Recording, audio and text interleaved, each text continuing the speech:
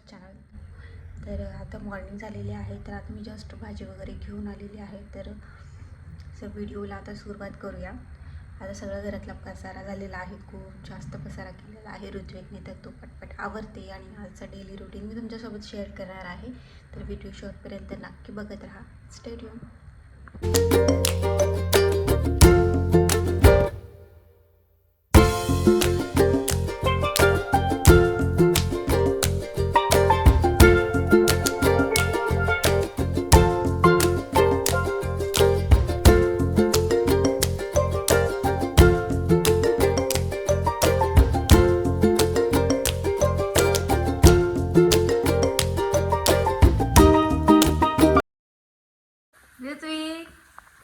Good morning.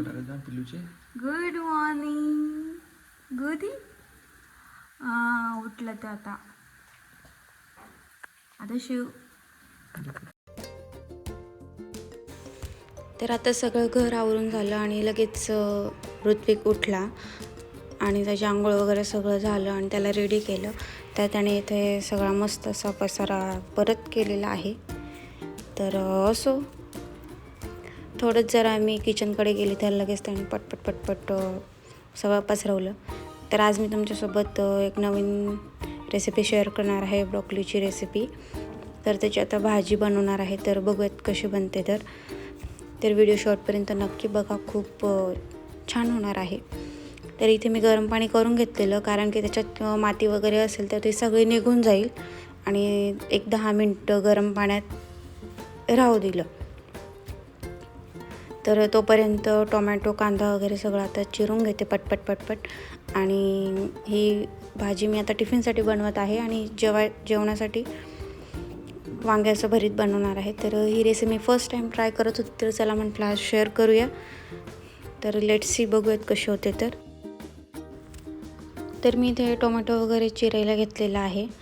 आणि ब्रोकोलीची recipe हेल्थसाठी खूप चांगली असते असं खूपदा ऐकलेलं आहे, पण खाल्ली कधीच नव्हती.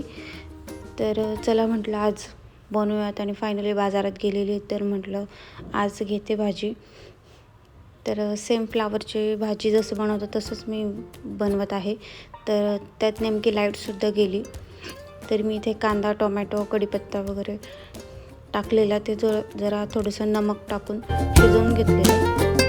आणि त्यात हळद, लाल मिर्च पावडर वगैरे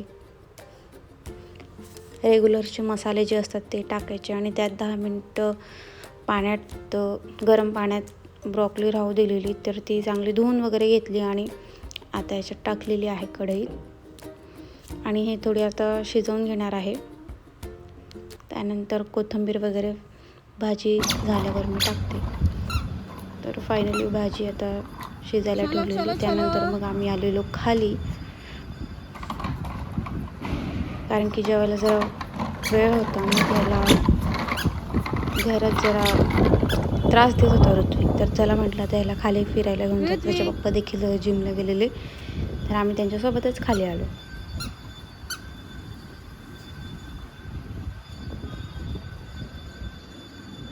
ऋत्विक इकडे बघ, मम्माकडे बघ. ऋत्विक हे बघ. त्यानंतर त्याचं खेळून झाल्यावर घरी आलो जेवायला. तर जेवणात वांग्याचं भरीत बनवलेलं, उकडलेली अंडी, सलाद आणि भाकर असं साधं जेवण होतं.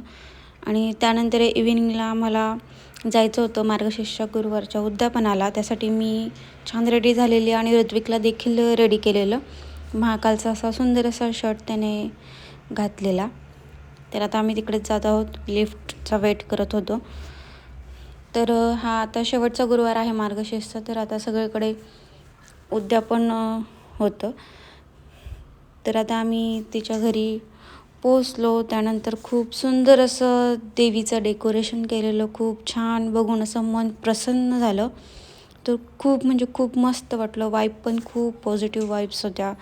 आणि त्यानंतर इथे सगळे मुलं मस्ती करत होते.